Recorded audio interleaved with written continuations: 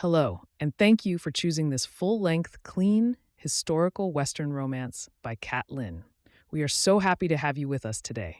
Before we begin, don't forget to tap the subscribe button and like and share with your friends. Your support allows us to continue sharing these sweet, heartwarming stories for free. Now, relax and get ready to travel back in time to the American frontier, where we join an adventure to find love and happily ever after. Enjoy. Copyright of Kat Lynn. Mistaken Groom, MacPherson Sisters, Book 4, Prologue. Winifred stirred the cup of tea, absent-mindedly staring out the window to the endless terrain beyond. The house was eerily silent.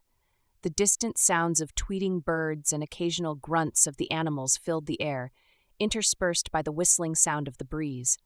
Winnie stared at the large oak tree near the kitchen window, but she wasn't seeing it. Her mind was far from Minnesota, jumping from New Hampshire, where Florence and her two younger sisters ought to be, and several states on the frontier where her elder sisters had traveled to get married.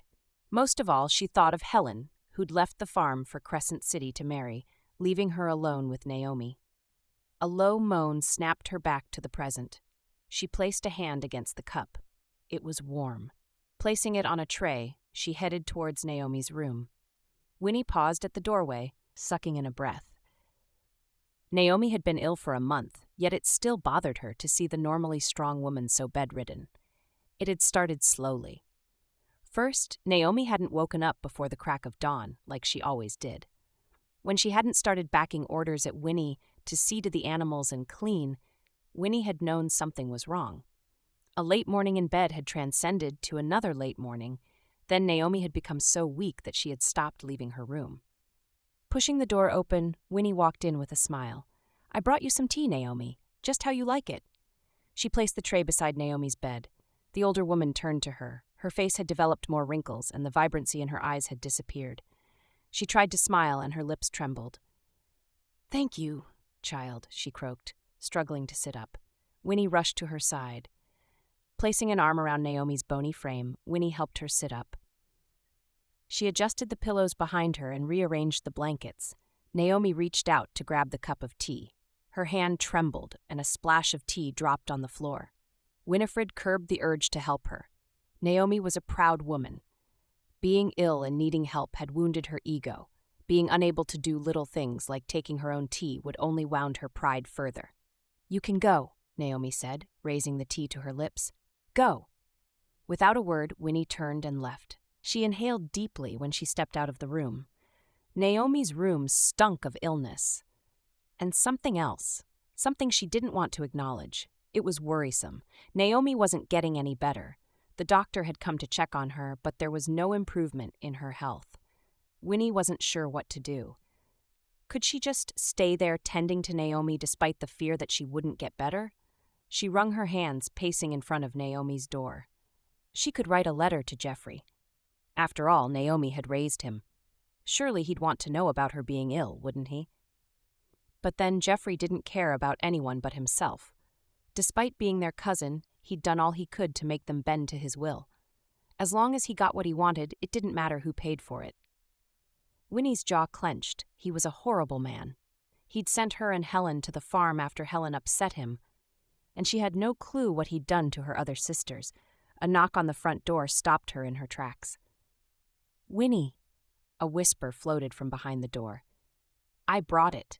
Winnie's worry disappeared in a flash. A smile lit up her face as she opened the door, revealing the boyishly handsome face of William. He returned her smile, his gray eyes lighting up. Winnie would have died of loneliness if she hadn't met William. He'd been sent on an errand to Naomi's farm the day she'd met him. They'd talked easily, and he'd volunteered to help her post and deliver letters when she told him of her predicament. She still had no clue where the post office was. It was far away from the farm, and Naomi never let her leave the farm. Perhaps Geoffrey had told her to keep a close eye on Winifred. "You have a letter," William said, handing out a missive. Winnie took it gratefully. It was from Helen. This was Helen's second letter since she'd traveled to Crescent City. Although Winnie had been anticipating the letter, her thoughts drifted to Florence. The eldest sister hadn't replied to her letter or Helen's. Worry tightened her stomach, and she frowned. Was Florence still at their home, or had Geoffrey sent her somewhere they didn't know? She wouldn't put it past her scheming cousin. Is she better? Winnie blinked William into focus. Naomi? No, she's trying, but she's getting weaker. I don't know what to do. Winifred stepped out onto the porch. Lowering herself to a chair, she gestured for him to do the same. She hadn't seen him in over a week.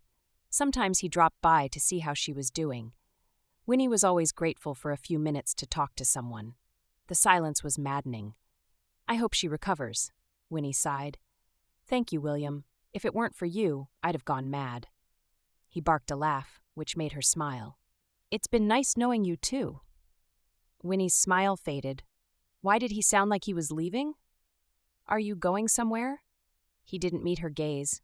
I'm leaving for New York in 2 days. I want to pursue my dream of becoming a businessman just like my uncle, so I need to learn from him. My ma still thinks I should stay here and learn to manage the farm instead, but it's what I want to do.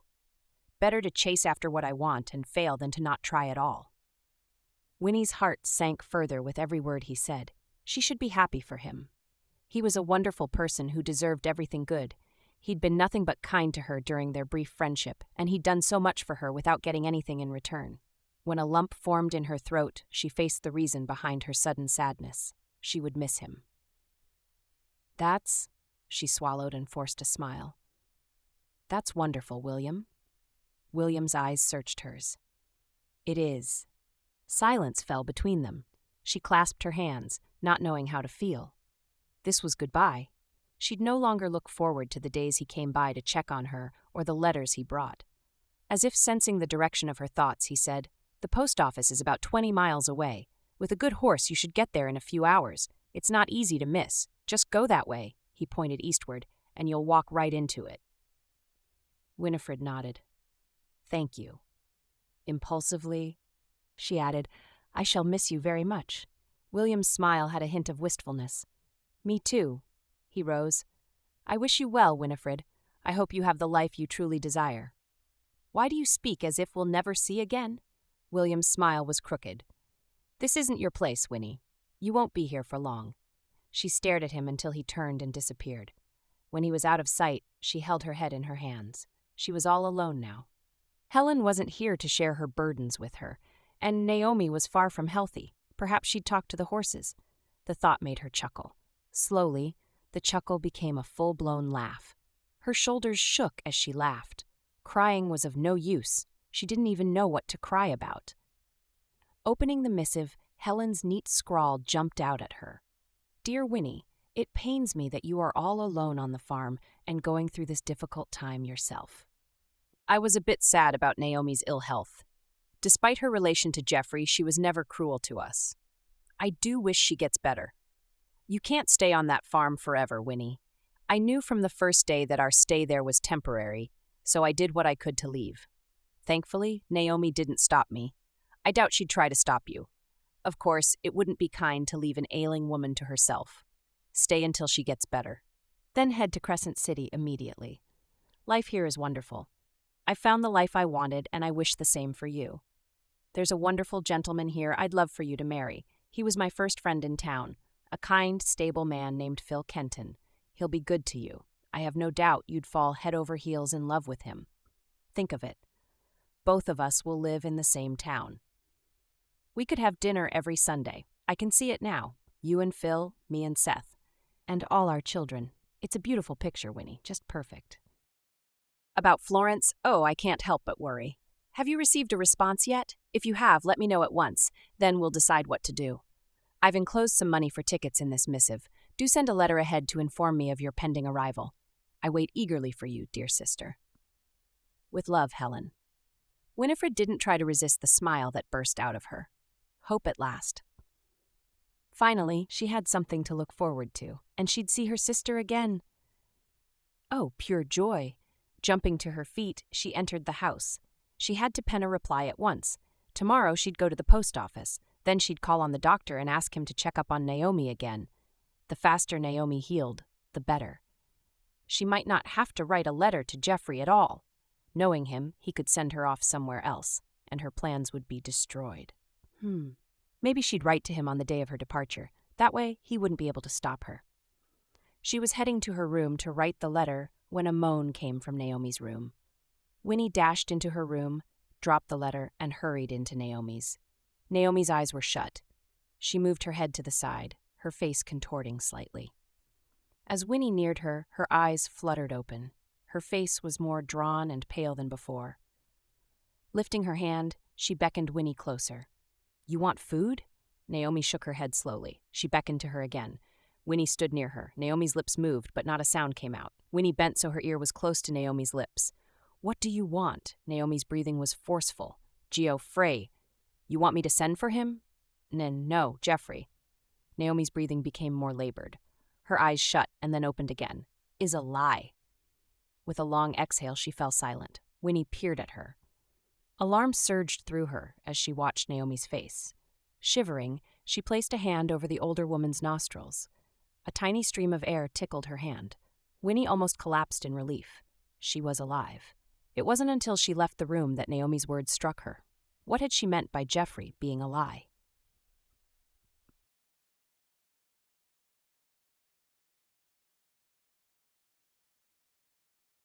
Chapter 1. Back in town, Danny? Danny Quentin couldn't help grinning as he entered the tavern. No matter where he went, the Bull's Tavern at Crescent City remained his favorite. It was often what prompted him to return after a long journey. A chance to have Bull's special cocktails wasn't something he could pass up. "They don't make a mean drink like you do, Bull," he said, placing his hat on the bar. The owner was a burly man aptly nicknamed Bull. Although Danny was tall, Bull's massive build and towering height dwarfed Danny and sometimes made him feel small. Bull was grinning now, pleased by Danny's compliment. "Back again, I see. The usual?" Danny nodded, lowering himself to the bar stool. He glanced around the tavern. It was empty except for a man staring into his drink at the far end of the room. "What's happening? The men have turned from the bottle?" Bull laughed as he poured a drink. "Impossible. A new mining site has been found. Men have thronged there, sometimes working for days on end to raise their chances of striking gold." He shook his head. The hunt for gold would drive a man crazy with greed and push him to his demise. Everyone knew of Bull's distaste for mining. He never tried to hide it. Some said Bull used to be an ambitious miner in his younger years, driven, just like everyone else, by the desire to strike it rich in the mines. Then he'd found a chunk of gold and his friends had turned against him. There were rumors that they'd ganged up against him, stolen from him, beaten him to a pulp, and escaped with all he had. Bull bore the marks of the betrayal on his body and soul. Gold will turn friends into enemies in the blink of an eye. Many men, driven by revenge, would hunt those friends and get back what had been stolen. Not Bull. After recovering, he'd set up a tavern and chosen a less difficult life serving the townsfolk. It amused Danny that a man with an intimidating build could be so gentle-hearted. Another proof that people weren't always what they seemed. "You don't have to preach to me, Bull. I'm not after gold." Bull slid the drink to him. "Every man is after something. What are you pursuing?" Danny gulped his drink. It bit a fiery trail down his throat to his stomach. He grimaced slightly, relishing it. Nothing like it. A few seconds passed before he realized Bull was waiting for a response. "Freedom. That's what I seek." Bull walked to a shelf behind the bar table. "You think traveling as often as you can is freedom? Sometimes setting up roots in a place is more than enough freedom." Danny frowned. Bull never passed up a chance to speak wisely, as though he was a weary old man who'd seen much of the world. He didn't respond to Bull's musings. He'd been traveling to several towns on the frontier for years. It was his way of life, and he relished it. He'd had his fair share of experiences, even dangerous ones, like getting involved in a gang fight. Fortunately, he'd escaped with his life. All those experiences always thrilled him. He could never imagine a simple life staying in a town without going anywhere else. Boredom would stifle him. "To each his own," he said with a shrug. The door opened and two men walked in. Flopping on a chair, they called out to Bull. "Maybe you haven't found something that'll make you stay," Bull said as he passed Danny to attend to the men. Danny swirled his drink, mulling on Bull's words. He'd been living in Crescent City since he was very young. He was raised on a farm a distance from town. Life wandering the frontier, as some of the townsfolk called it, was life suited to him. Not everyone saw the freedom in it. They were happier working grueling jobs and doing the same thing every day. How would he maximize life if he did the same thing over and over again? "You're wrong about that, Bull." He spoke in a higher tone, and the men looked his way. "Routine might be to your liking, but it isn't to mine." Bull raised his hands in a gesture of mock defeat. "To each his own. What gift have you brought for the newlyweds?" "What?" Bull shook his head. "Seth got married recently." Danny almost choked on his drink. "What?" He stared at Bull in disbelief. Seth had gotten married? He'd been trying to convince his closest friend to get another bride after his wife's death several years ago. Seth had been hell-bent on remaining unmarried, even when his daughter seemed to need it. He frowned, remembering the pile of letters he'd seen on Seth's table the last time he'd visited him at his hotel. Why was he so surprised? Seth had been corresponding with mail-order brides. Danny just hadn't expected him to go through with it so quickly. "Sneaky human," he said with a chuckle. "A lot has happened since you left. Seth and his new bride moved to Tessa's farm after her death." Danny couldn't hide his shock. Tessa had died. Although he hadn't been close to her, he was aware of how fond of her Seth had been. The old woman had helped raise Seth's daughter. Bull didn't miss the surprise on his face. "With how much time you spend away from town, you shouldn't be surprised when a lot happens before you return." Bull was right. It was as if a part of him expected things to remain the same whenever he returned to Crescent City. He hadn't expected so many drastic changes in such a short while. Seth had gotten married. Well, that only meant his best friend had listened to him and decided to change his routine. He was a hypocrite, encouraging his friend to marry when he had no such plans. But then Seth wasn't like him. They were different men with different desires and completely different outlooks on life. "You should hurry to meet the new couple before they have a baby," Bull chuckled, obviously enjoying himself at Danny's expense. Downing the last of his drink, he placed some money on the bar table and headed out of the tavern. "Seth has found his woman. When will you find yours?" Bull's last words made Danny laugh. He and Seth were opposites. His friend seldom left town unless he needed to. He was a devoted father to his daughter, who'd always needed a mother. On the other hand, Danny was a die-hard bachelor with a free spirit. He didn't need a wife. Never had. What was the use of an arrangement that would likely foster misery? Noticing his souring mood, he redirected his thoughts. The harsh sun beat down on him as he neared his horse. He'd forgotten his hat. He dashed back into the tavern, retrieved his hat, and left before Bull could give him more unsolicited advice. He was fond of the man, but sometimes he wished Bull wouldn't be so quick to assume he had the solution for everyone. His horse was standing peacefully underneath the tree he'd tied her to. Adjusting his luggage, he mounted the horse and headed for Tessa's farm. He'd always wondered why his old friend chose to stay at the hotel he owned. Seth loved his hotel. But it always amused Danny that he'd never got himself a house instead. Must be the bride. Wives knew just what to do to change their husbands' minds. Danny reached the farm less than an hour later. He was even more awed by the changes around Tessa's farm. A new farmhouse had been built, and several barns added. He slowed his horse to a trot, marveling at the sights. Tessa's farm had been transformed into a ranch. Indeed, a lot had changed. Maybe he wouldn't even recognize his old friend again. Seth's daughter, Lanny, opened the door before he knocked. "Uncle Danny?" She squealed with delight, flashing a grin at him. "It's been years," he laughed. It had only been a few months, but Lanny always said the same thing. He swept her up in his arms. She giggled happily. "You've become bigger. My, what have you been eating?" Lanny beamed. "Mother's been making sure I eat my veggies." "Lanny," a woman rushed outside, "don't run out of the house like that." Danny took one glance at her and knew she wasn't Seth's wife. She was older, with a stern face that showed she was responsible for looking after Lanny. He set Lanny on her feet. "Sorry, Abigail," Lanny murmured. "I'm here to see Seth." Abigail's expression eased to polite calmness. "He isn't in, but Mrs. McAllister is." Wonderful, Danny thought, grinning. A chance to meet the woman that had captured his friend's heart and convinced him to give marriage another chance. He could hardly wait. He didn't have to. A beautiful, slender woman welcomed him into the parlor with a smile that soothed his weariness. Lanny rushed to her side. "This is Uncle Danny. He likes traveling." "Thank you, Lanny," she said with a chuckle. Lanny, pleased, continued with the introductions. "This is my new mother. She loves my father very much. She likes riding horses and wearing pants." It was Danny's turn to laugh. Lanny's mother joined in, and she waved him to a chair. He glanced around. The parlor was warm and cozy, done in simple colors that made it more welcoming. A woman's touch, he mused.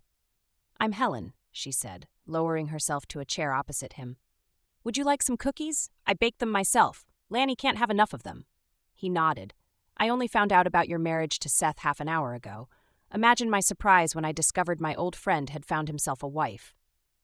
He got lucky. Her eyes gleamed with good humor. Danny liked her immediately. "He wished he could tell you, but he never knew where you were. Seth says you're an avid traveler." Abigail placed a tray containing cookies and tea before him. "Thank you."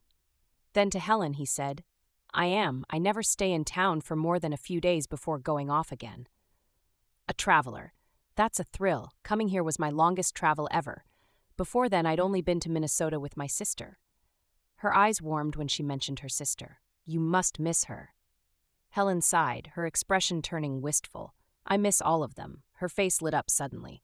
"She'll be in town very soon, so I have her arrival to look forward to." The conversation was easy. They talked about several things, and Danny was charmed by his friend's bride. He couldn't help marveling at how lucky Seth was to have found a wife who loved and respected him so much. Few men had such like. Perhaps Seth was one of the few who got lucky twice.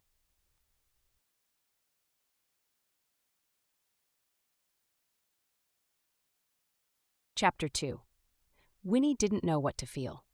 Several conflicting emotions surged through her, each one leading to the next, until she was so overwhelmed she willed herself to sleep for a good part of the journey. When she woke up, her thoughts attacked her again. Sighing, Winnie gave in. She felt like she'd aged 10 years in a month. Naomi had never woken up. She'd stayed asleep throughout the day. Alarmed, Winnie had gone looking for the doctor.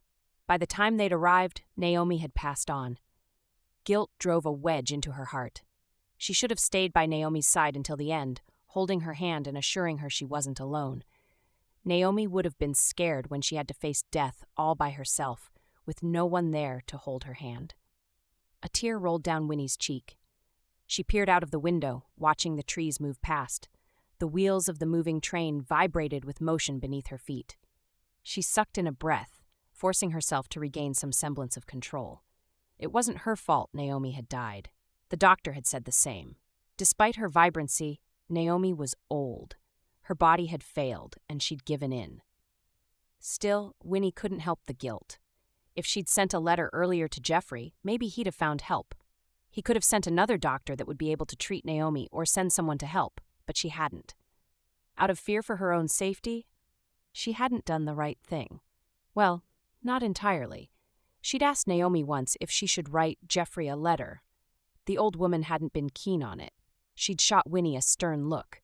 That was the last time she'd said a word about it. It was baffling. Since Naomi had raised Geoffrey, why wasn't she eager to see him? Surely there was some form of affection beneath them? And Naomi's last words, "Geoffrey is a lie." Winnie still didn't know what to make of it. She hadn't had a chance to ask because Naomi had never opened her eyes again. She'd been buried in a quiet ceremony attended by William's parents, a priest, and the doctor. Winnie had been too shaken to form coherent words and write Geoffrey a letter for the first few days. The old woman had been a mystery. She'd been stern yet fair, courteous yet strict. Sometimes Winnie had been afraid of her, other times she'd found her presence calming. Naomi had been a puzzle. Even Helen had said so. In the end, none of the sisters had known whether or not to trust her, since she had a connection to their tyrant cousin. Winnie might not have been sure what she felt for Naomi during her life, but she was fully certain of what she'd gone through after her death. The silence had been deafening. Even the animals hadn't been as noisy. Perhaps they'd all sensed the death of their owner. For the first few days, Winnie had tended to the animals as she'd always done. The nights had been torturous, silence and shadows, and the fear that anything could happen because she was all alone on a farm. When she'd been calmed somewhat, she'd penned a letter to Geoffrey about Naomi's death, packed all she had, and told the neighbors to help look after the farm until his arrival. Then she'd bought a ticket and headed for California. Her sister wanted her to marry. What she wanted, at least for the first few weeks, was peace and a much-needed reprieve from all that had happened in the past months. Winnie trudged her way through the passengers on the platform. Lugging her trunk, she glanced around. Helen wouldn't be there. Winnie hadn't had a chance to send a letter alerting her of her pending arrival. She hadn't expected things to change so soon, and she just couldn't bear to wait a few more days in the deafening silence of Naomi's house. Here, she'd be surrounded by other people, not be separated from her next neighbor by miles. And she'd see her sister again. She hadn't realized how desperately she needed to be in touch with her family again. The sounds and noises of a bustling street drowned out her thoughts. Lugging her trunk, she left the station and headed for the side of the street. Surprisingly, she wasn't as tired as she'd expected. Her long nap had proved useful. Winnie dragged her feet through the streets, watching people pass by. A stagecoach slowed to a stop near her. She heaved a sigh of relief when she noticed it wasn't packed full like the others. The driver waved her in. Where? Thankfully, Helen had mentioned her husband's hotel in one of her previous letters. Crescent Hotel. A sense of purpose added a spring to her steps as she made her way into the stagecoach. She was here now. Everything would fall into place. She only needed stability.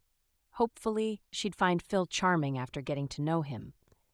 Helen could never choose wrong for her anyway. Winnie peered out at the passing townsfolk as the stage moved through town. She hadn't known seeing so many people could make her feel so at ease. After enduring the solitude of Naomi's farm, seeing several people was a welcome relief. The shops gave way to a few houses, and the population reduced significantly the nearer they got to the hotel. Winnie glanced around her. Why would Helen's husband build his hotel so far from the center of town? Are we going the right way? The driver chuckled. I get this question a lot. The hotel is in a more serene part of town, closer to the outskirts. Oh, Winnie relaxed visibly. Thank you. A few minutes later, a tall, pristine building came into her line of sight. It was a startling white, and it glimmered under the sun like a piece of fine jewelry. She gaped at it, awed by the simple beauty. It reminded her of the houses back home in New Hampshire. She stepped off the stage and paid the driver.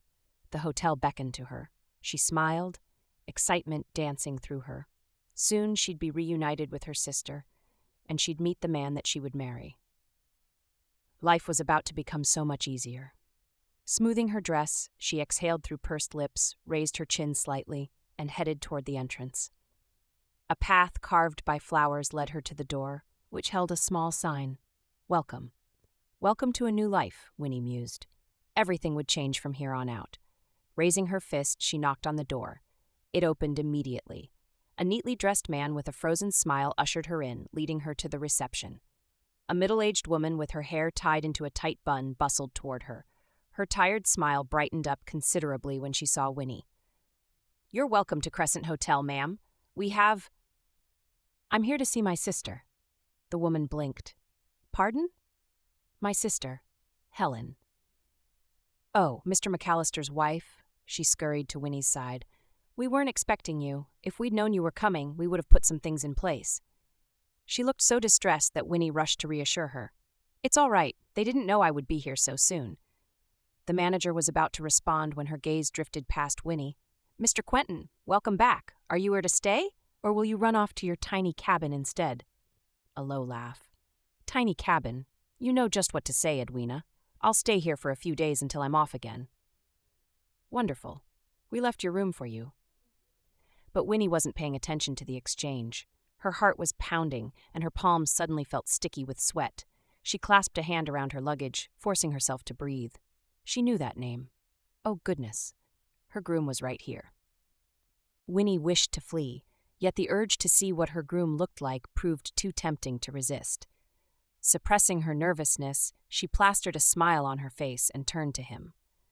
Her heart almost stopped beating altogether. He was handsome. With curly dark hair, a clean-shaven jaw, and an aura of relaxed nonchalance, as if he'd rolled out of bed looking that way. His gaze drifted to her, and she melted under the intensity of his blue-green eyes. He raised a brow. Aware she was staring, Winnie cleared her throat and thought of something clever to say. "Fancy seeing you here." She almost died of embarrassment. She was meeting her future husband for the first time, and that was all she could come up with? Heat warmed her cheeks. Why was she at a loss for words at this moment? Words had never failed her before. It was humiliating. "Have we met?" Winnie forced a smile.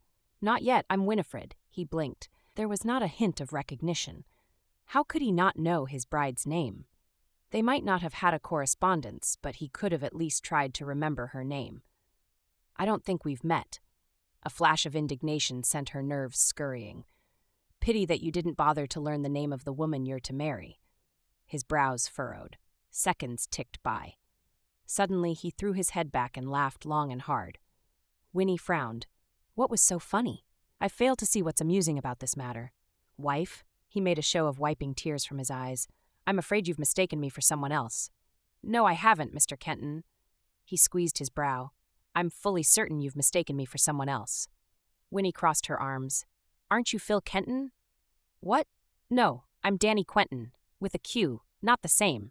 It amazes me how people mix it up." It took a few seconds for Winnie to realize her mistake. When she did, she thought she might die of embarrassment. She mumbled an apology. Edwina appeared at that moment to lead her to her room. Winnie hurried after her, her cheeks still flaming from the encounter. Kenton. Quentin. It was an easy mistake to make.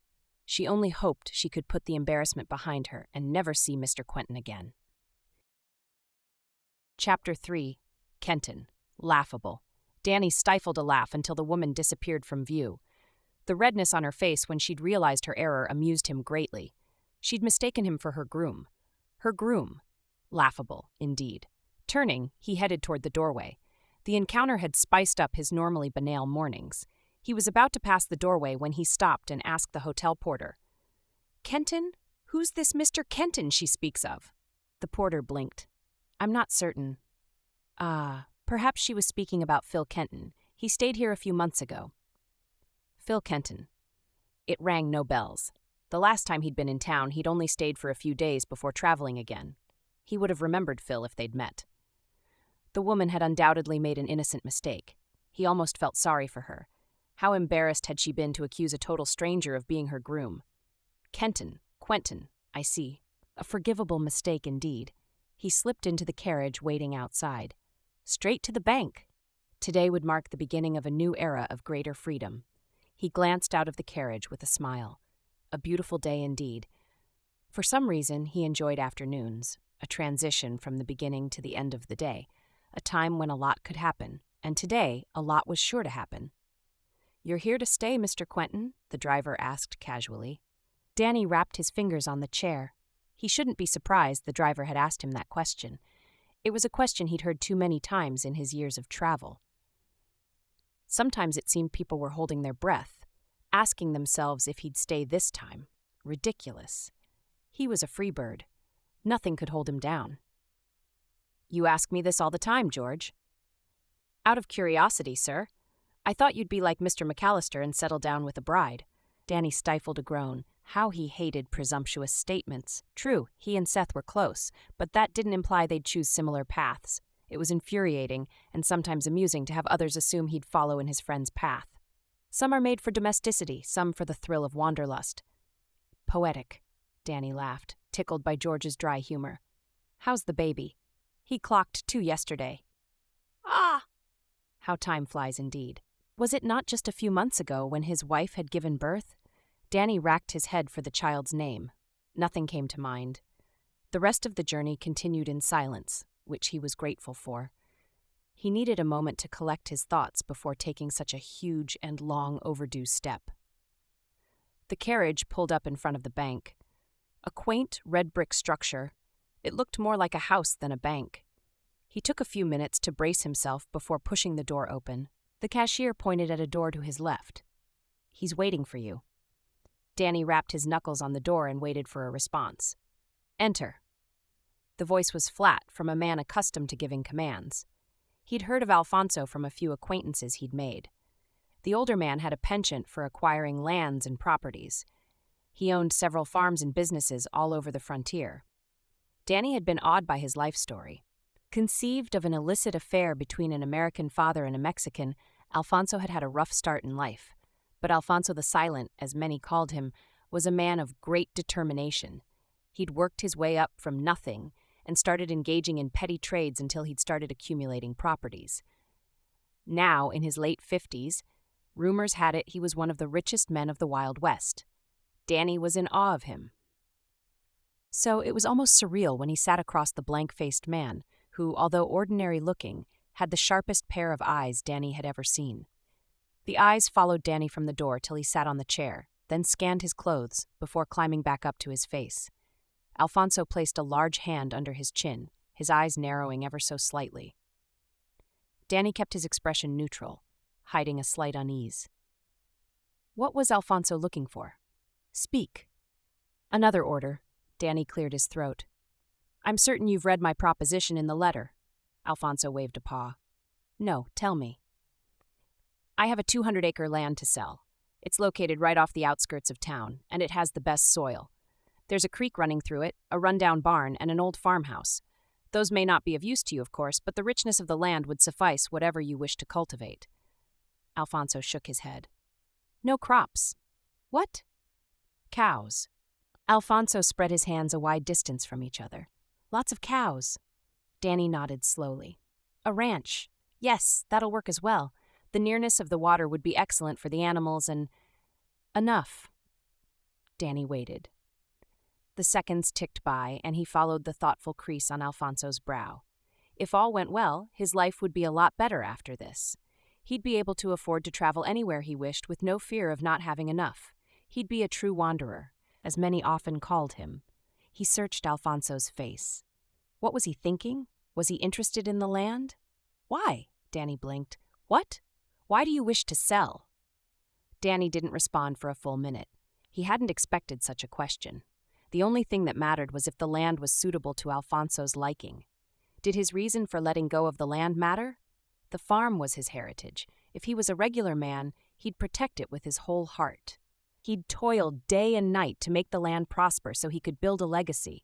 He'd hire farmhands, cultivate crops, and spend his life worrying about the weather and counting the days until harvest. But that wasn't the life he wanted to live. His father had lived that life, and it had meant nothing at the end. He hadn't done all he'd wished to do. He'd been imprisoned in a world of his own making. It was a trap Danny wished to never fall into. With a smile, Danny said, Convenience. I do not spend much time in town, so I'm unable to tend to the land as I ought. It's wiser to hand the land over to someone who can. Alfonso's lips turned downward, as though he was considering the answer. Slowly, he nodded. Next week, you'll take me to the land. That was by far the longest sentence he'd said since the meeting began. He rose to his full height, which was several inches shorter than Danny's. Taking it as a cue, the meeting was over, when Danny stood and grasped his outstretched hand. We meet again. Danny left the bank with a disturbing feeling. It was odd. Shouldn't he be thrilled that he was about to sell the land that hadn't been useful to him? He should be elated. As far as he was concerned, it was a done deal. Alfonso would be pleased with the farm. As the carriage turned back toward the hotel, his thoughts drifted. The farm was the only thing his parents had left for him. That, and his last words on his deathbed. Do not marry. Then his eyes had widened to twice their size, and he'd breathed his last. Danny had often wondered what he'd meant to say. It was an incomplete statement, and he'd never know the end to it. What father wouldn't wish his son to get wed?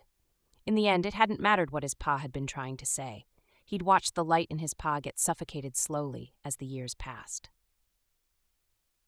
He'd spent more and more time outside the house, working tirelessly so he could fall asleep immediately after dinner. Danny had seen his pa's unhappiness fueled by his mother's endless complaints. He'd never done a thing right. In the eyes of his mother, his father was a failure.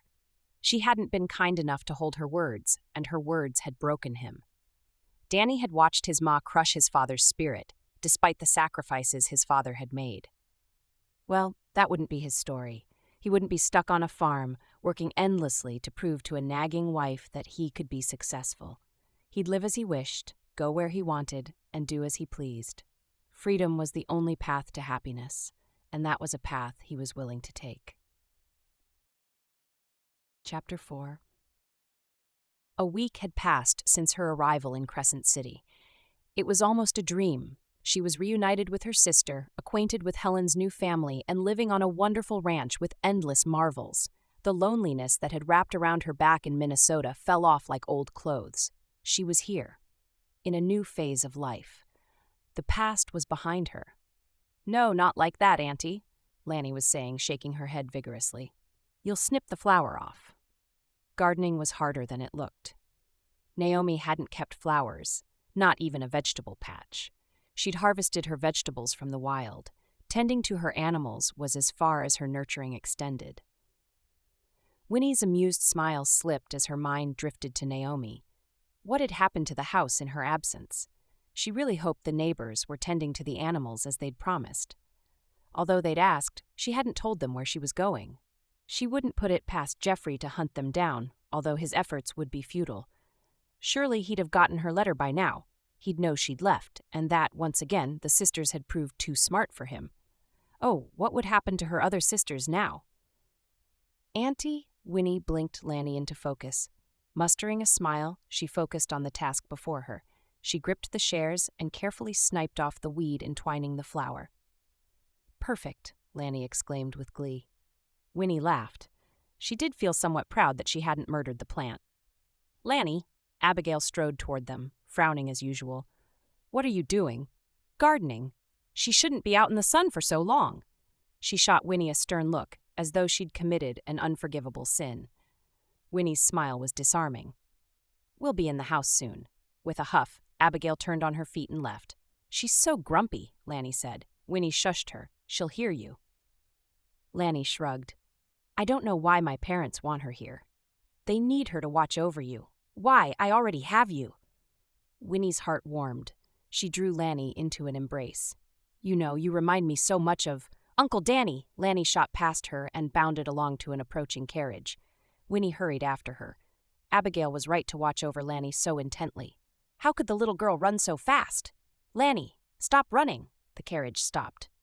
A man stepped out of the carriage. Winnie's heart stopped. It was him. Oh no. She quickly spun around, heat creeping up her cheeks. What was he doing here? She'd thought they'd never meet again. It had taken hours before she could get over her embarrassment. She hadn't even told Helen about her error. It was far too embarrassing. Now here he was, just a few feet away, and he was approaching. Fast. "Come for Sunday dinner? Abigail always makes cake." "Cake?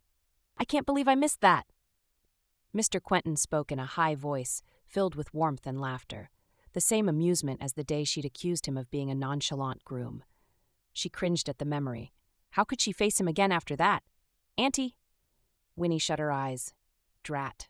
Bracing herself, she turned to him with a smile. Surprise flitted across his features.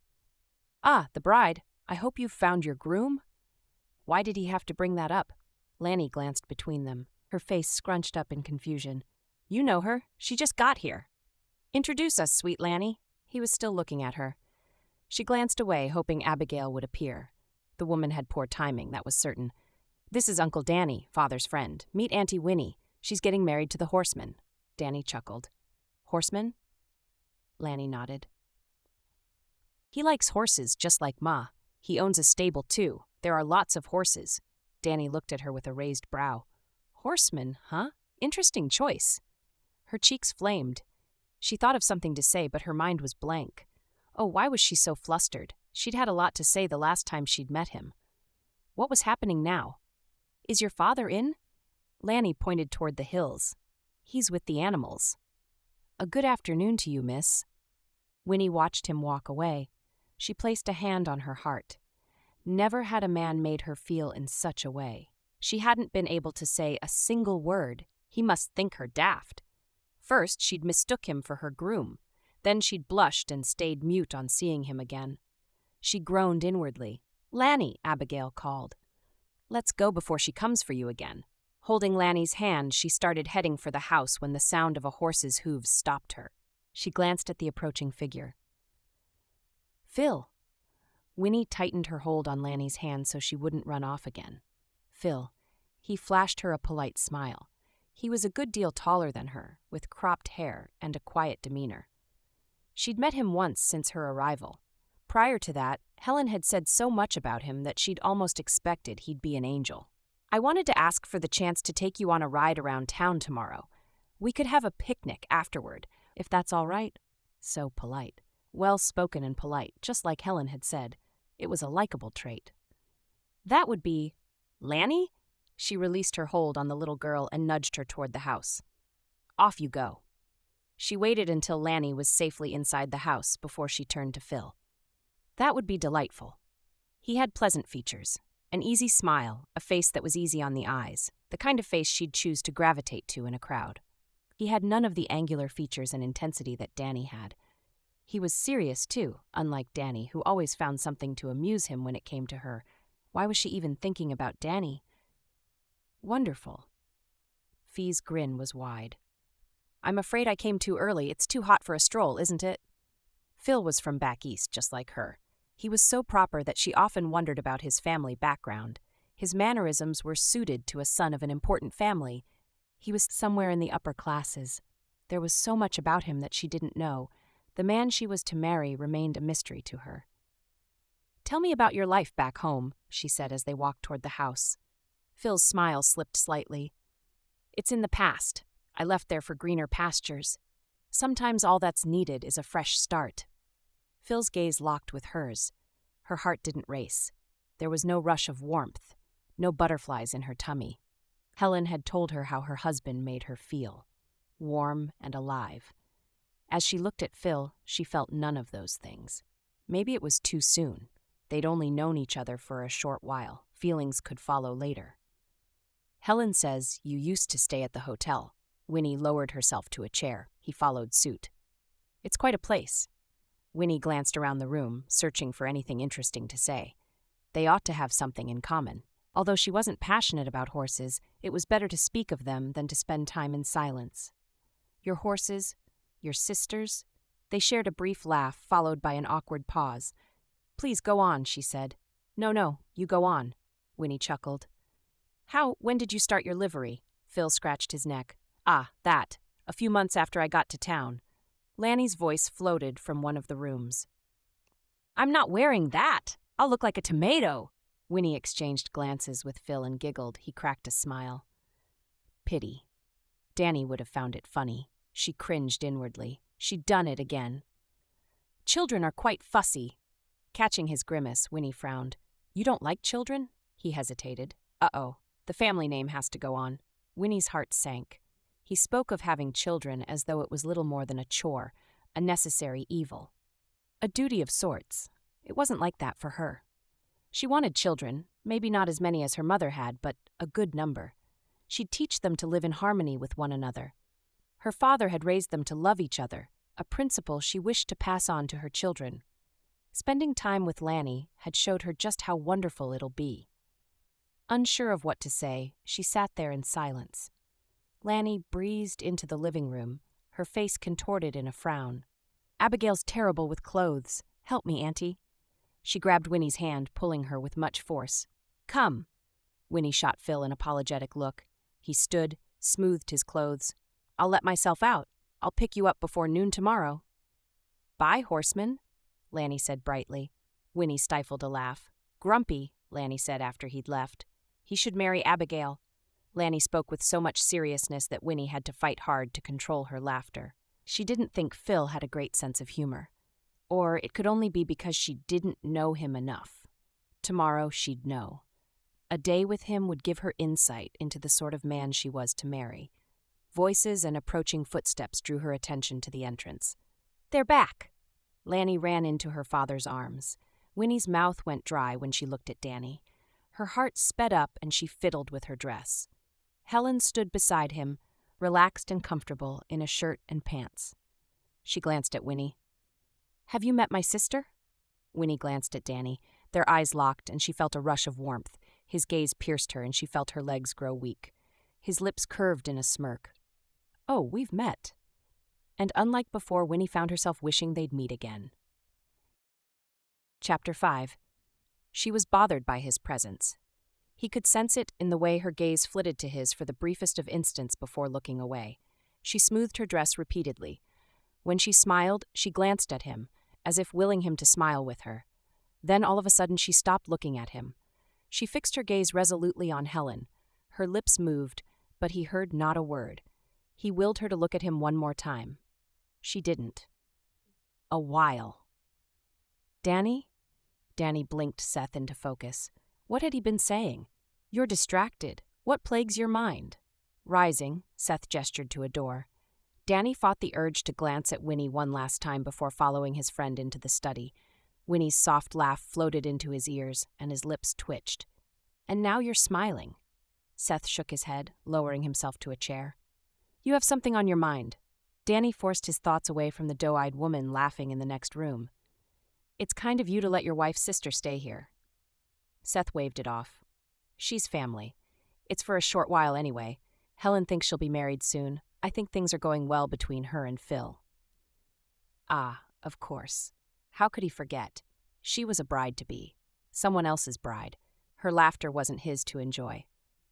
Never mind about that. I brought you here for a reason. There was only so much we could discuss within several ears. Leaning forward, Seth clapped his hands on the table and fixed a steel gaze on him. What have you been up to? Danny didn't mince words. I'm selling the farm. Seth sat back. Why am I surprised? Even a blind man can see you don't care about that farm. Even though he shouldn't be bothered by Seth's words, a twinge of guilt pricked at him, spreading a wave of discomfort through him. It wasn't that he didn't care about the farm. It was a gift from his father, after all. But what use was the land if he did nothing with it? He couldn't see himself living the life his pa had. I figured it was time to move on. I've been holding on to it for far too long. His pa had passed away almost a decade ago. Nothing was binding him to any sense of duty, nor was there a necessity. That's all you have left that bonds you to your parents.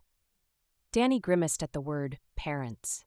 Maybe the land had memories of his family, but few of them were worthy of holding on to anyway.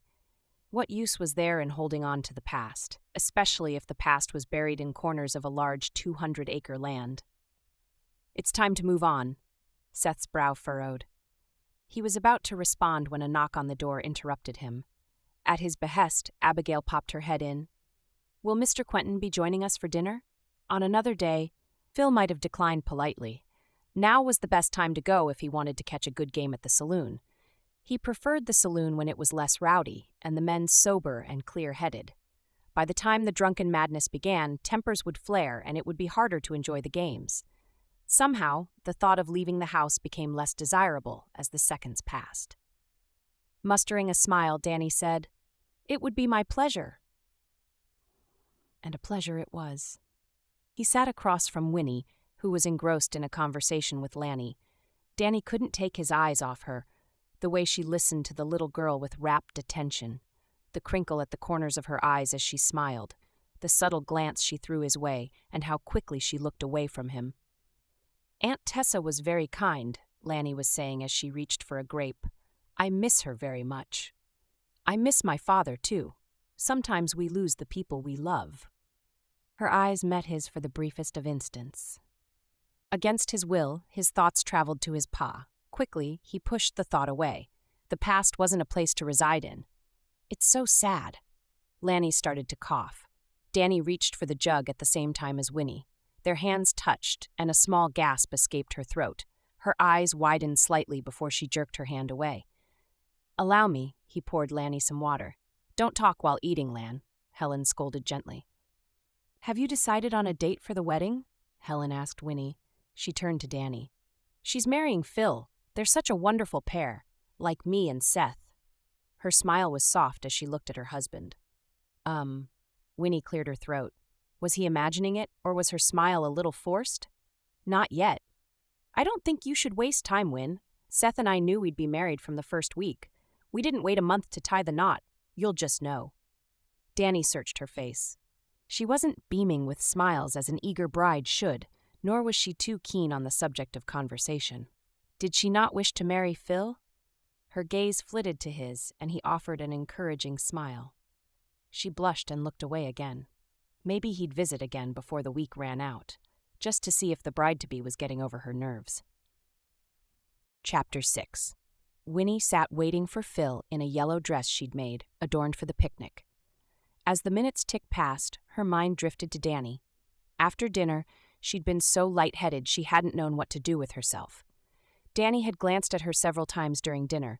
She was certain of it. And when their hands had touched, "You look lovely." She blinked Helen into focus. Helen was biting into an apple, her third snack of the day. She flopped on the chair next to Winnie. "I'm exhausted, and I have to take Lanny to town soon. She's been asking for a purple dress." "I can make one for her." Helen waved it off. No, don't bother at all. You have your wedding to think about. Speaking of which, when will Phil get here?" Marriage changes a person, Winnie thought as she watched her sister. Helen had become softer and a lot more mature. Sometimes she acted as if she was far older than Winifred. It was somewhat amusing. "He'll be here soon." She glanced out the window. Maybe seeing Phil would erase the ridiculous thoughts that had been plaguing her since she'd seen Danny again. She'd had to remind herself that she was getting married. It was ludicrous to be so affected by a stranger. She was marrying a kind, stable man with whom she'd share a wonderful life, even if she didn't love him yet. "Oh, I can't wait to see you married," Helen said with a smile. "Marriage is absolutely wonderful, as you'll soon realize. On my wedding day, I was a bit sad none of my sisters were there. I'm certain that must be how Annie and Minnie felt when they got married, too. This wasn't how we planned it at all." It wasn't. The past year had brought many surprises, and few were pleasant. Losing their father had been a heavy blow. Then their greedy cousin had swooped into their home and started controlling them. Helen's face fell, and she sighed. "Can you remember our late-night discussions?" Winnie's smile was wistful. How could she forget? She mulled over those conversations many times, when the loneliness had been too much to bear. On dark nights, replaying moments shared with her sisters had been what she'd held on to. And someday, Winnie hoped, they'd find each other again. "I remember. We planned to wear yellow at each other's weddings. Polly wanted pink. Rose preferred red." Winnie giggled. "Typical." "Annie and Minnie wanted purple. I think Annie only said that because it was what Minnie wanted. We could have convinced her to choose yellow." Winnie shook her head. "Ah, Minnie, I do miss them both. No one got on Florence's nerves like Minnie." "Do you remember the day Father brought home a gentleman hoping he'd hit it off with Florence?" They burst into a fit of giggles. After so long, that memory was fresh in her mind. They'd laughed about the same thing after their father's death. That was the last time all the sisters had shared a laugh. "Ah, Florence." Winnie wiped a tear. "She never did fancy our wedding talks. I do hope she gets married someday." Helen chuckled. "Oh, I think she will. She's too maternal not to have her own brood of children. We deserve happiness. All of us. It's what Father wanted for us while he was alive, and that's why I'm glad you're getting married, too. Phil's a wonderful man, Win. He's built something good for himself in a short time, and he's kind, too." Winnie didn't know what to say. Phil was a gentleman, even if he shared so little about his past. He was polite and kind. He'd make a good husband. Yet her thoughts last night had been of Danny. She'd thought of the way he'd looked at her several times during dinner, the feel of his hand on her, the small smile on his lips when he'd stared at her. Not once had she thought of Phil. Now, as her sister exalted his virtues, guilt weighed on her. How could she think of one man while she was to marry another? "You'll have a good time today. Maybe you'd even decided on a wedding date." Helen squealed like a little girl, and Winnie laughed. Her sister was more excited about the wedding than she was. Another thing that gave her much concern. Shouldn't she be happy she was getting married? Perhaps if she were in love with Phil, it would be different. But she wasn't. Not yet, at least. This was her second week in Crescent City, and she still had no love for him. Time. She'd give it time. Maybe a week from now, she'd be more excited. They'd be spending a lot of time together today, which would give them the chance to bond. She'd ask about his past, and he'd finally open up to her. They'd find some things in common and realize they were well-suited. If Helen said he was good for her, then he definitely was. Footsteps neared the porch. Helen rushed to the door. There he is. Smoothing her dress, Winnie rose. Phil walked in holding some flowers. Yellow, just like her dress. Helen placed a hand on her chest. Aren't these pretty? Winnie mustered a smile as she retrieved the flowers from him. These are lovely. Thank you. She handed the flowers to Helen, who left the parlor to place them in a vase. Winnie gave Phil a long look. Although he was always well dressed, he'd made an extra effort to appear different today. His crisp white shirt was neatly tucked into dark green khakis, and a cowboy hat covered most of his hair. You look beautiful. His compliment didn't warm her up from inside. She waited to feel something. Anything. Surely she should be more flattered by his praise? Shall we? He held a hand out to her. Placing her hand in his, she waited for the spark that'll shoot up her arm, just like when Danny had touched her yesterday. Nothing happened. She covered her disappointment with a smile. I brought a carriage this time. He helped her into the carriage. He was about to enter when Helen hurried outside. Wait, I almost forgot. She raised a basket. For your picnic. You shouldn't have. I had a basket already. Winnie raised a brow in surprise. How had he known what to bring for a picnic? Helen waved him off. Nonsense. There's no such thing as too much food. She said it so seriously that Winnie laughed. Helen had been eating a lot more than usual these days. Whenever Winnie commented, she said horse riding always made her hungry. Her voracious appetite had become a cause for good-natured teasing at the dinner table. Helen placed the basket on Winnie's lap. Don't come home before dusk, Phil chuckled. Thank you, Helen, Helen winked. Don't bore her with talks of horses, Phil. This made him laugh. Winnie glanced between them. They got along so well. Phil was always amused by Helen, and Helen's fondness for him was evident. Why hadn't they gotten married? They shared a love for horses. Helen would have been ecstatic to own a livery. But then, as Helen had said, her heart had chosen Seth. Seth, who was so different from her. Love was a funny thing. As the carriage moved out of the ranch, Winnie couldn't help wondering, what if her heart didn't choose Phil? What would happen then? Chapter 7. He shouldn't be going again to Seth's house. Yet here he was, visiting for the third time that week. He'd spent 2 weeks in Crescent City, and a lot of time visiting Seth's ranch. But then, it made sense that he was seeing his old friend as often as possible, since he'd be leaving town for a long time and he had no idea when he'd be back. It could take years before he returned, if ever. Danny dusted his dark pants, alighted from his horse, and walked right up to the porch. Lanny didn't rush out to greet him as she always did. Odd.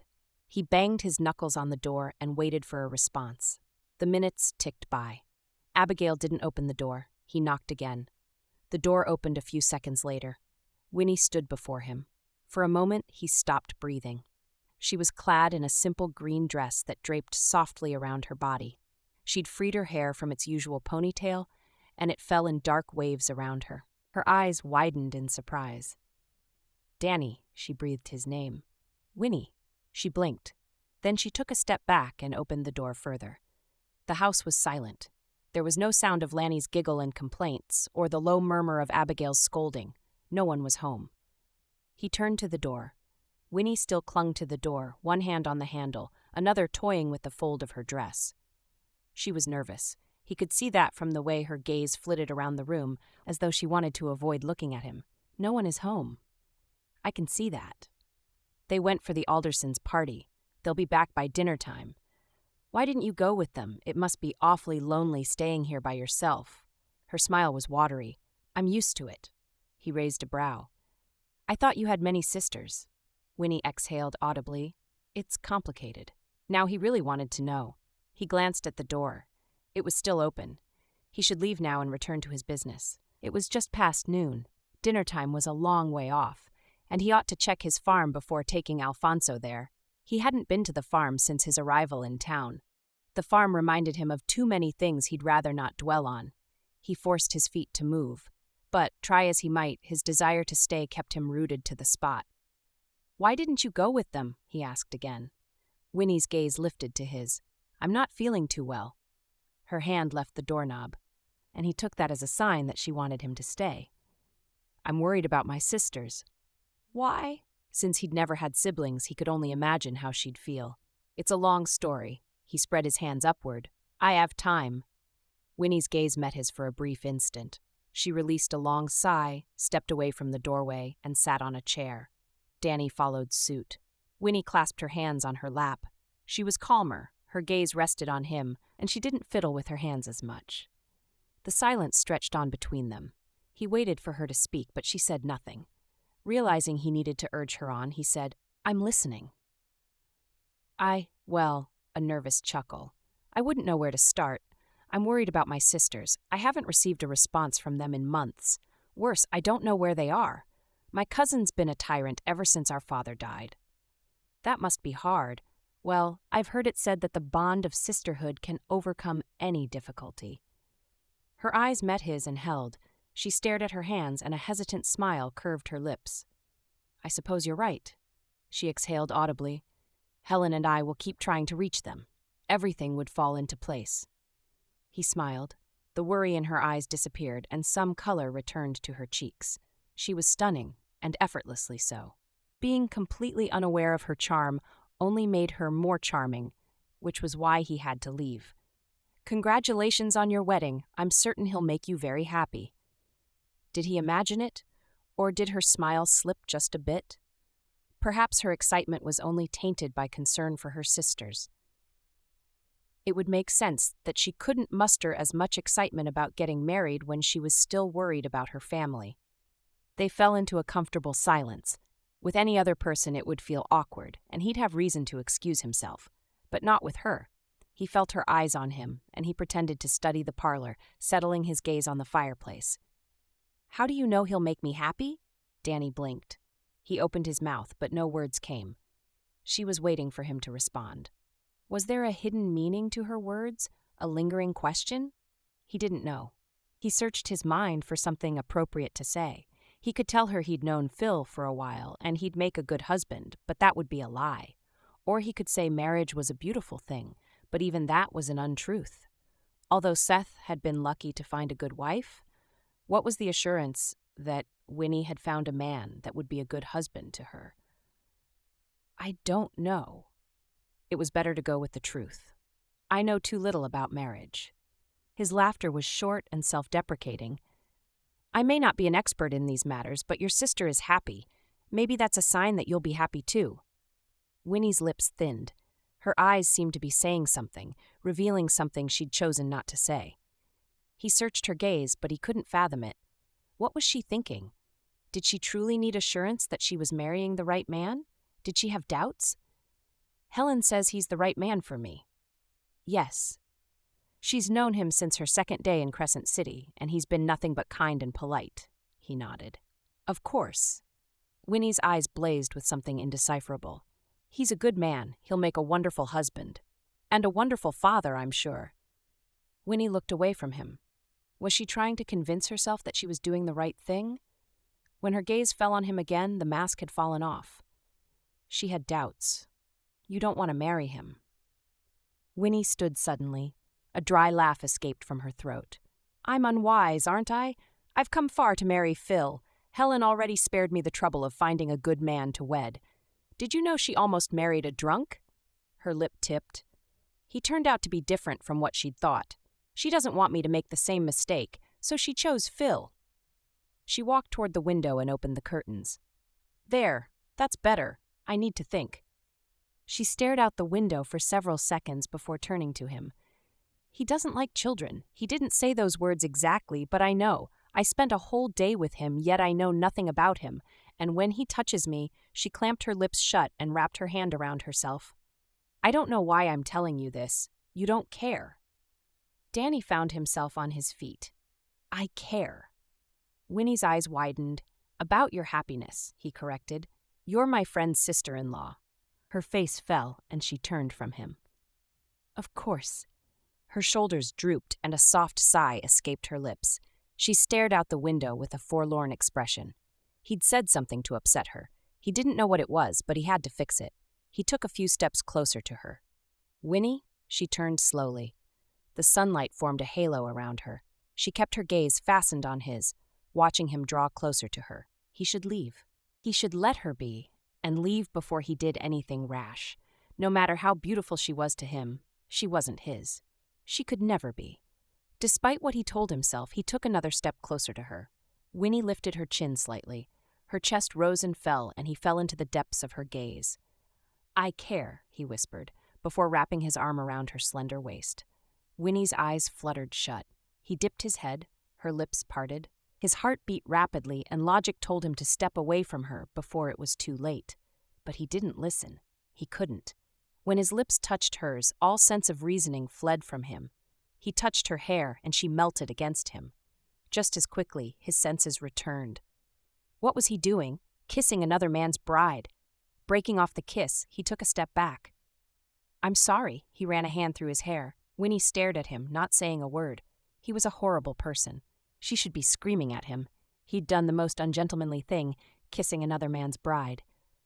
"I'm sorry," he said again before rushing to the door. "Wait!" Winnie hurried after him. "Why are you leaving? You said you cared. You're marrying Phil." He opened the door. "And I'm leaving Crescent City." Chapter 8. Winnie felt her heart break into smithereens as she watched Danny leave. He rode away at a furious pace. Not once did he look back. A sharp pain stabbed at her heart, and she fell on a chair. He'd said he cared. For a minute, she'd seen the warmth in his gaze as he'd stared at her. When he'd touched her, she'd felt it. What she'd never felt with Phil. A delicious shiver, the longing for something, even when she didn't know what that something was. And then he'd left. A tear rolled down her cheek. He was leaving town. How could he do that to her? Swoop in for a kiss, then tell her he was leaving. And just after she'd expressed her doubts about getting married to Phil. How could he? She curled her hand into a fist. She was to blame. Instead of focusing on what her future would be, she'd pined after him. Foolishly, she'd allowed her stray heart to long for him, to skip in joy whenever he paid a visit, to hope for the moment his eyes would touch hers. And she'd had those moments. He'd stolen several glances at her that she'd been almost convinced he felt something for her, too.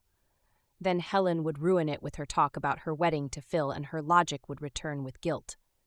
Wiping her cheeks, she returned to the parlor. Her gaze drifted to the spot she'd stood while he'd kissed her. She placed a hand to her lips. Her first kiss, and it wasn't to the man she'd marry. Phil had never tried to kiss her, not even held her hand unless he wished to help her in and out of the carriage. With him, everything was banal, ordinary. But with Danny, she snapped the windows shut. She had to put an end to this foolishness. Her endless pining had placed her head in the clouds, and now she was back on her feet. Danny would leave, and she'd do what she'd come here to do, marry Phil Kenton. That was the right decision. So why did she feel as though she'd been sentenced to a life she didn't wish to have? By the time everyone returned home, Winnie had gotten a hold of her emotions. Lanny ran into her arms. She started babbling about the party and how she'd eaten so many cookies. Tucking away her hurt, Winnie listened to Lanny's excited chatter. Abigail danced. Can you believe it? Winnie glanced at the grumpy woman. Surprisingly, she didn't look as grumpy. Her lips were curved into a small smile, and Winnie had a distinct feeling the older woman was just as amused by Lanny's chatter as she was. "Come now, child. Time to change your dress. You've stained it." Grudgingly, Lanny stood and followed Abigail. "Can we have cake tomorrow?" "You've had enough cake to last a week, Lanny." Winnie laughed softly. Despite Abigail's moodiness, her soft spot for Lanny was evident. The little girl was too adorable to not be doted on. Helen was a lucky woman. She had a wonderful husband and an adorable child. She recalled what she'd told Danny about Phil's disinterest in children, and her smile faded. Would she be lucky enough to have children with a man that would truly love them? Maybe Phil was the way he was, because he hadn't spent much time with children. By the time they had a family, he would love them. Didn't all fathers love their children? Win. Helen's voice floated from behind her bedroom door. "Can I come in?" "Yes." The door opened, and Helen's exhausted face came into view. She flopped on Winnie's bed with a sigh. "I am tired. Who knew a party could be so wearisome?" "We never attended many parties back home either." Helen lay on the bed. Father didn't like them much. They fell into silence. Thoughts of her father always brought feelings of nostalgia and pain. Although the pain had dulled with time, it was there nonetheless. What would he say if he saw us now? Helen sat up. Her expression was thoughtful. I think he'll be proud. He always wanted us to have families of our own. Annie and Minnie are happily married, and so am I. In a few weeks, you'll be married too. I think he'll be very pleased indeed. Married. Winnie didn't speak for a while. She mulled over Helen's words, thinking of how far they'd come since their father's death. He would have wanted them to marry a man they loved, and that was what her elder sisters had done. She'd been clinging to the hope that she'd grow to love Phil. After today's incident, she wasn't as hopeful. She felt something for Danny, and she didn't feel a thing for Phil. Oh, how she wished her heart could turn to Phil instead. Do you think Phil would make a good husband? Helen's brow furrowed. Of course. He's a good man. Very hard-working and proper, too. From the moment we got acquainted, I knew I'd want him to marry you. Why didn't you marry him? Helen threw her head back and laughed. Marry Phil? Don't be ridiculous. We didn't share that spark. We only had the comfort of friendship, nothing more. Spark. Was that what she'd shared with Danny? It didn't matter anyway. Danny was leaving. It was useless to even let herself hope they could be anything other than what they were, which wasn't anything at all. But what Helen said prompted her to think. The comfort of friendship. She wasn't sure she had that with Phil. He didn't open up to her, and they had too many awkward silences whenever they met. Wasn't that a sign that they couldn't have a life together? I don't think Phil is the right man for me. There, she'd said it. There was no use beating about the bush or dancing around the truth. Although she'd tried, she didn't feel a thing for Phil. He was polite and kind, but he didn't seem enamored with her either. Wouldn't it be a waste of time for both of them? Helen scooted closer to her. Why? Helen, I know you want me to be happy. That's why you went to great lengths to ensure I didn't make the mistake you almost made. I'm grateful for your thoughtfulness. But I don't know. I don't feel a thing for Phil. We've spent some time together, yet I have no affection for him. It's not like how it was with you and your husband. Oh. Helen paused. I thought things were going well between the both of you. I was about to ask if you've decided on a wedding date. Disappointment shone in her words. She sucked in a breath.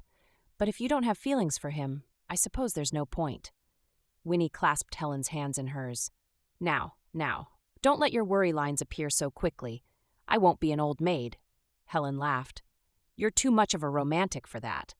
Her mirth died. Are you certain you want to stop courting Phil? Winnie exhaled through pursed lips.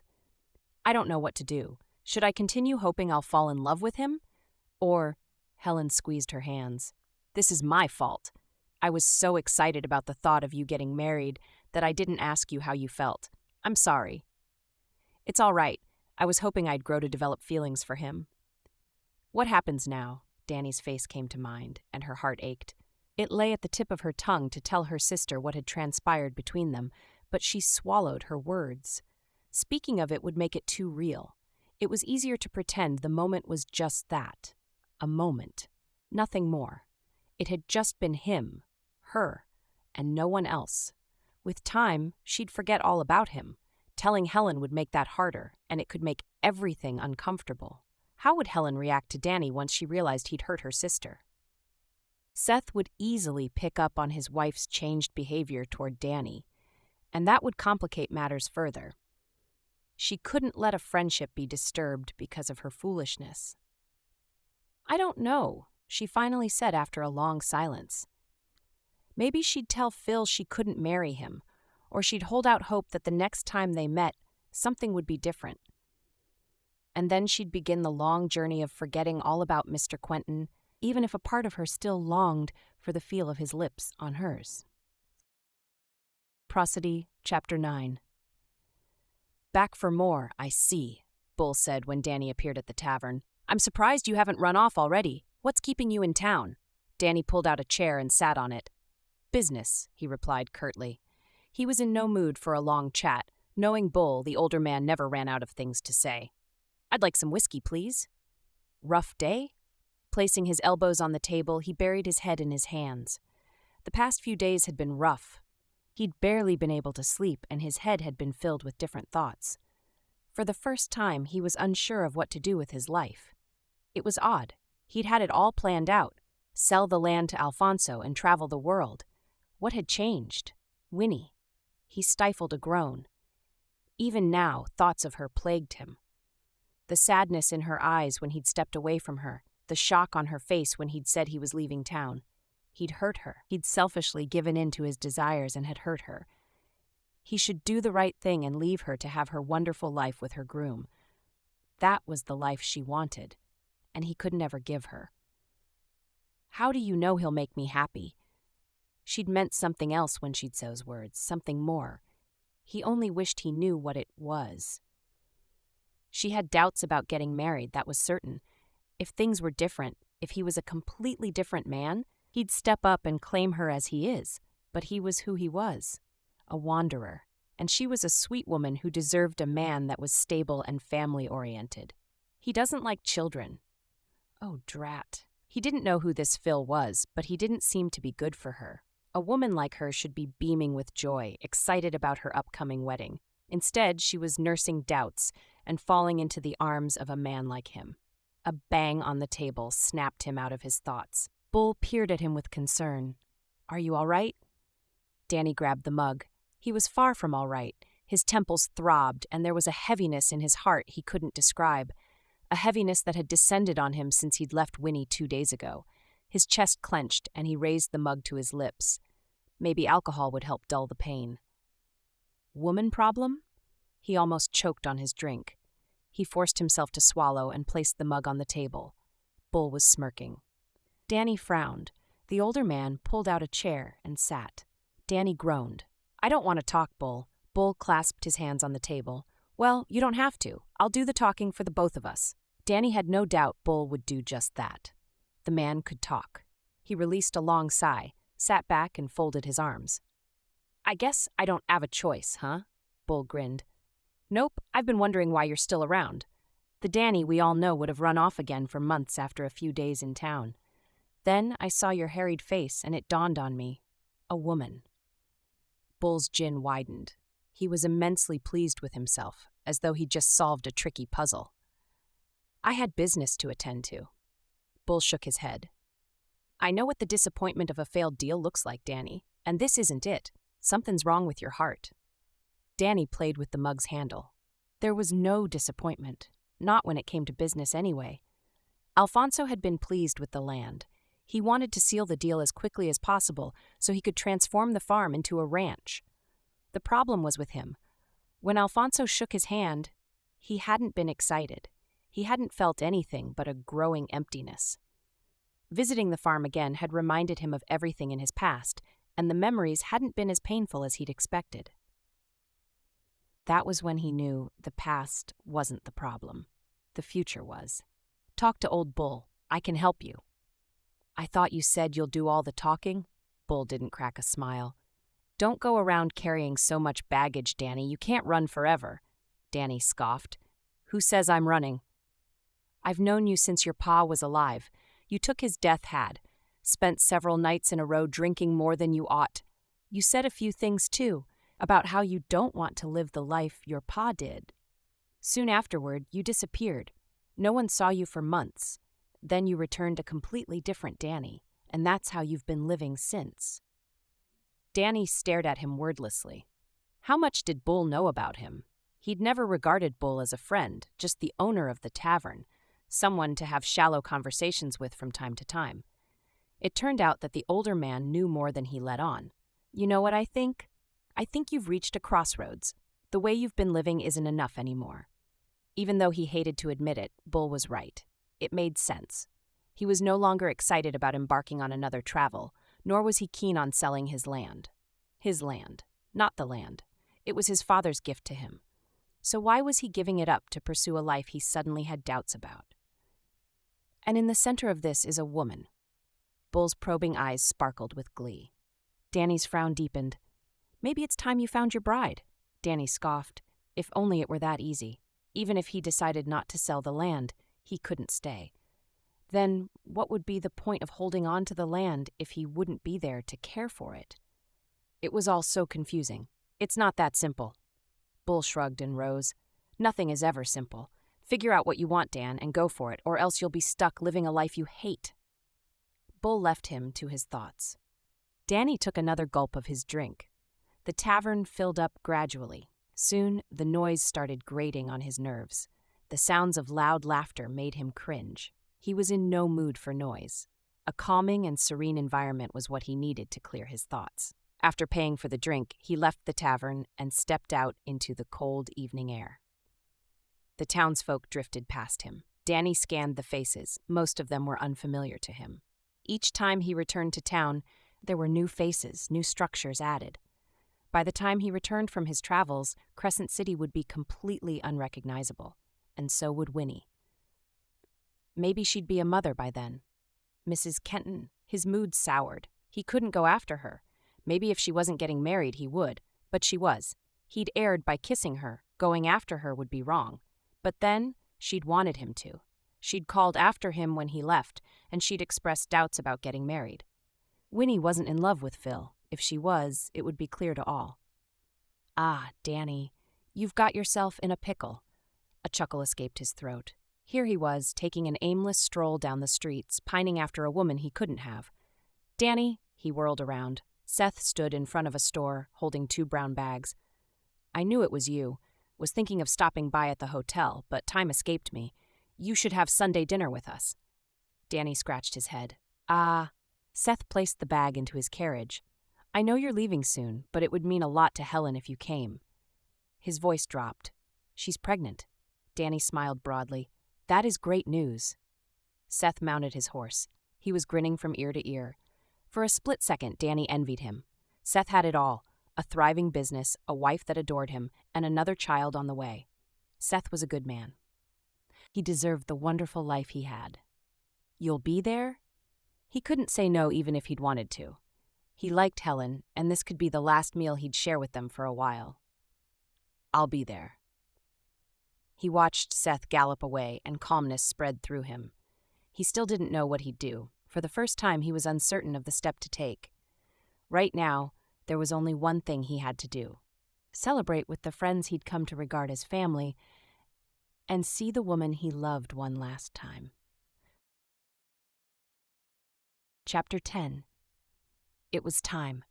When Winnie heard Phil's voice at the door, she shut her eyes and sucked in a breath. Whatever happened in the next moment would determine what she'd do next. Bracing herself, she rose and went to the door. Helen flashed her an encouraging smile, patted her shoulder, and left them. Without looking at him, Winnie stepped out onto the porch. The setting sun cast golden-orange rays on the chair, the light beams separated by the railings. The sunset signified the end of the day, which was fitting for the occasion.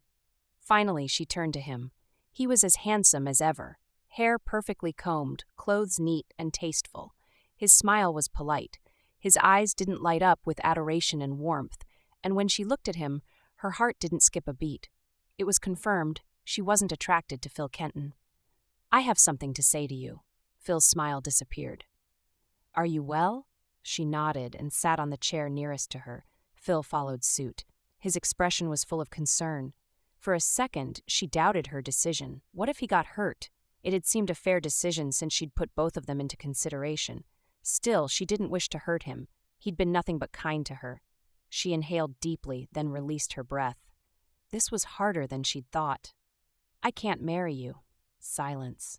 Winnie fiddled with her hands. Why wasn't he saying anything? She glanced up at him.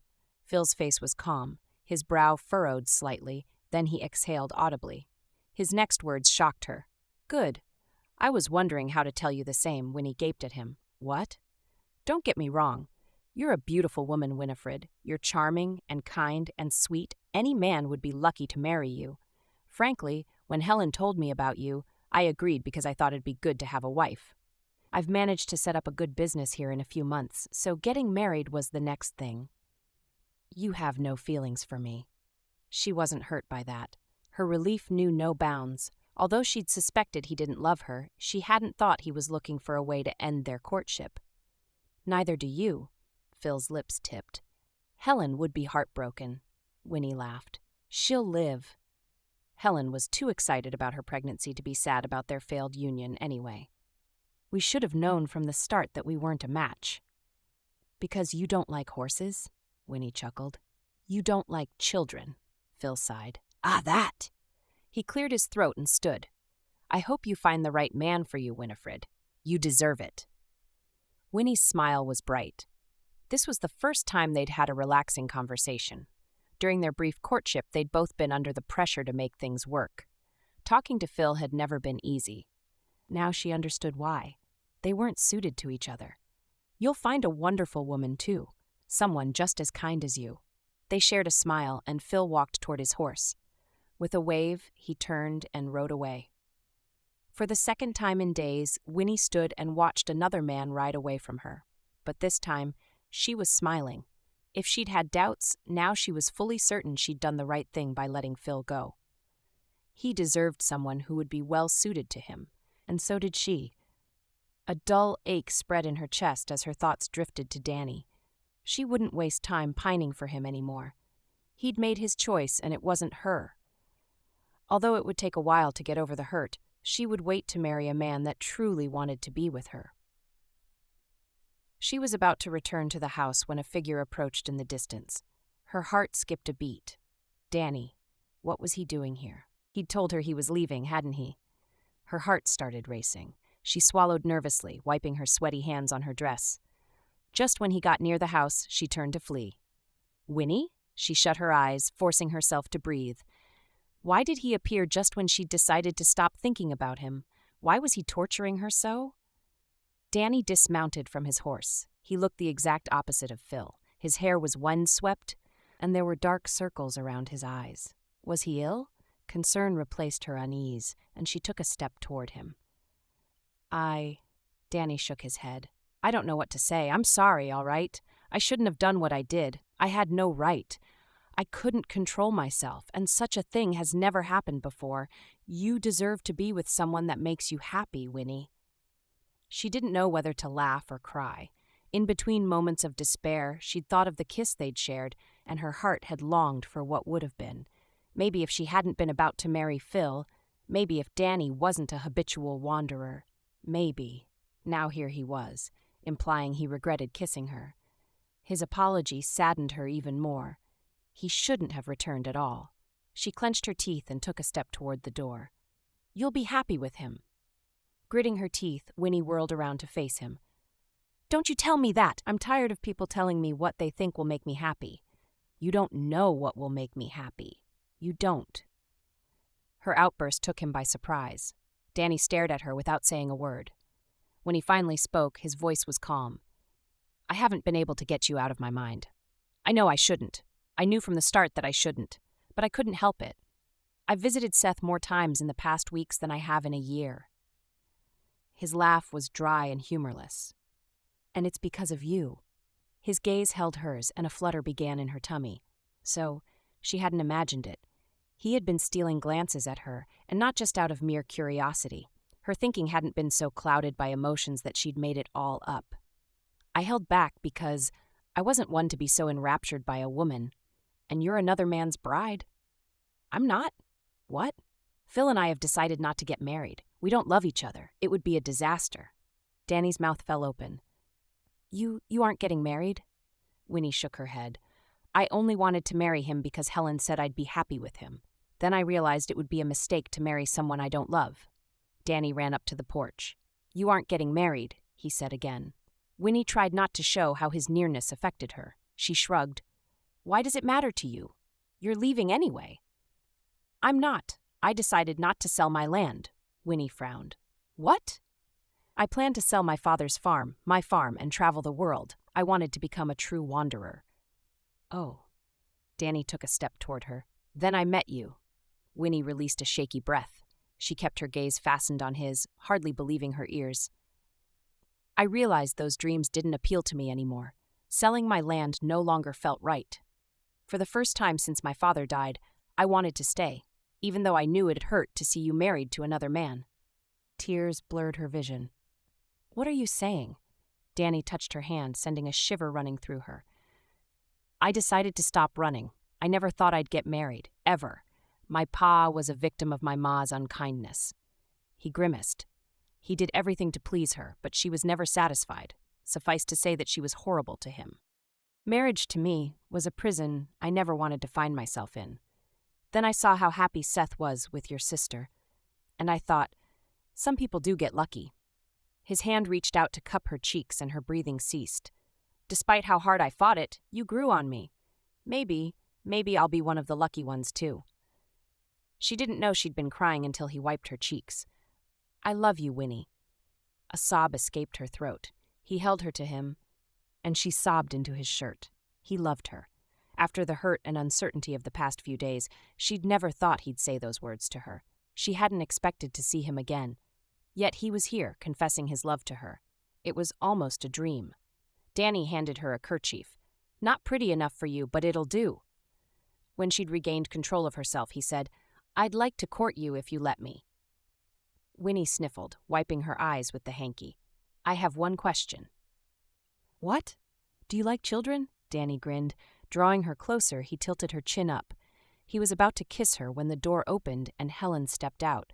Her eyes grew as wide as saucers. "What's happening here?" Winnie shared a glance with Danny, and a laugh escaped her lips. Maybe her sister wouldn't be so disappointed after all. Epilogue. Mrs. Quentin with a cue. Winnie swatted her husband's arm playfully, giggling. Danny skidded away from her. She was about to alight from the carriage herself when he swooped in and carried her. Winnie squealed, struggling against him. She clamped a hand over her mouth. "I sound like Lanny." Ignoring her protests, Danny took several steps away from the carriage before placing her down.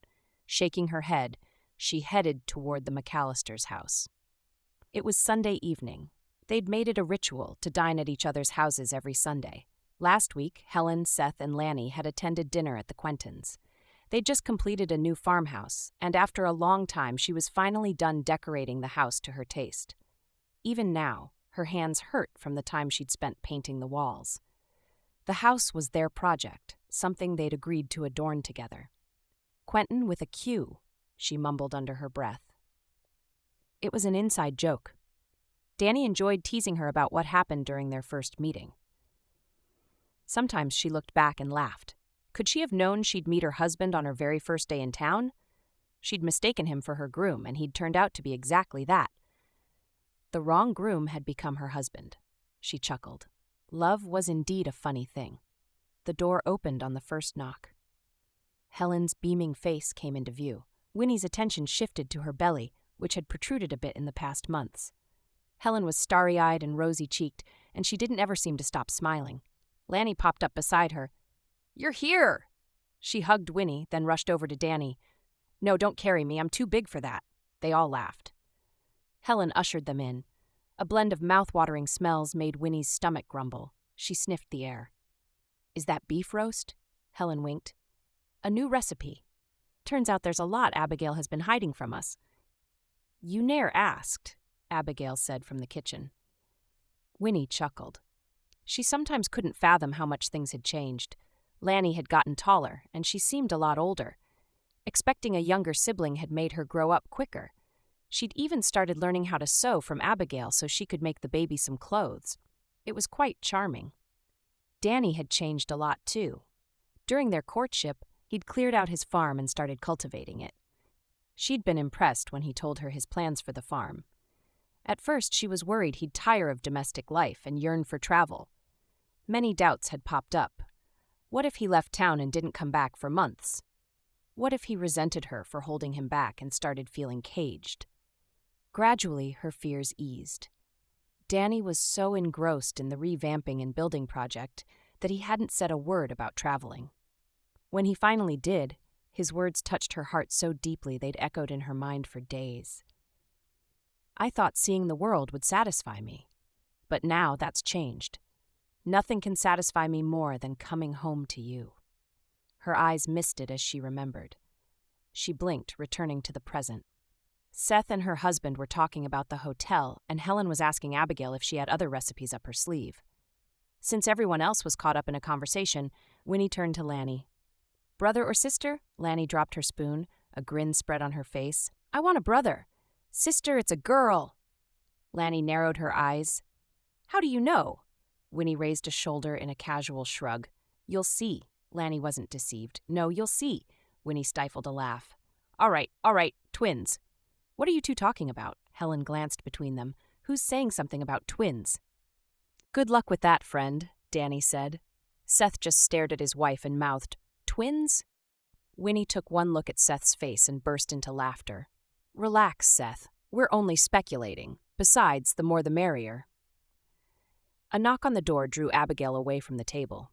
Seconds later, she returned with a letter and handed it to Helen. Helen gasped. "It's from Florence." The sisters exchanged a glance. Winnie stood and hurried towards Helen. The table fell silent. The others waited expectantly. Helen cleared her throat and stood. "We'll be back." They entered the study. Shutting the door, Winnie turned to Helen. "I can't believe this. It's been so long." Helen unfolded the letter. Taking in a breath, Winnie started to read. "Dear Helen, I can't say how sorry I am that I'm replying so late. Geoffrey keeps a close eye on us. That's why I didn't get your letter. I took a page from your book and snuck into the study one day. And I found your letter. I found Winnie's too. Geoffrey couldn't even give us the satisfaction of keeping in touch. I knew you'd have written me a letter. My intuition is never wrong. I wanted to write Winnie a letter too until I found out she'd written to Geoffrey about Naomi's death. He returned from Minnesota grumbling about runaway sisters. That was when I knew Winnie had found a way from the farm. I'm worried about her. If you know where she is, do let me know. It comforts me to know that you're all safe. It's the one thing that gives me hope. We miss you very much. The house seems to have tripled in size since you all left. It feels empty somewhat. Polly and Rose are doing well. They talk endlessly about you and the others, and the nostalgia can be overwhelming. Now that I know you're happy and safe, that's enough for me. For the most part, Geoffrey has let us be. He drinks more heavily now, and that's saying something, and spends eternity in his study. A man has been coming to visit often these past weeks. Each time, he surveys the house intently. I once overheard him asking Geoffrey about the price of Father's portrait. Geoffrey shrinks whenever he's around. The last time this strange man arrived, I could sense him quaking in his boots. I may not know what he's up to, but I know one thing for sure. Geoffrey's in a great deal of trouble. A part of me hopes we won't be caught up in it. Knowing him, we'd get in the crossfire soon enough. I have a very bad feeling about this. Now, I only tell you this because you ask me what's been happening at home. I don't want you to worry. I'll take good care of Polly and Rose. Please tell me about Winnie and all you've been up to. Hopefully I'll be able to get to the letter before Geoffrey. Extend my greetings to your family. Lanny sounds like such a sweet child. I'm happy you've found your place, dear sister. Polly and Rose send all their love, from Florence. They didn't speak for a long while. Helen sat on a chair, sighing. Winnie wasn't sure what to feel. Relieved? Sad? Worried? Everything crashed on her at once. Who was the strange man that was parading their father's house? And what trouble had Geoffrey gotten into? I miss them, Helen said, folding the letter. All of them. Winnie's heart was heavy. She'd found her happily ever after, just like Helen and Annie and Minnie. Now, what would happen to Florence and her younger sisters?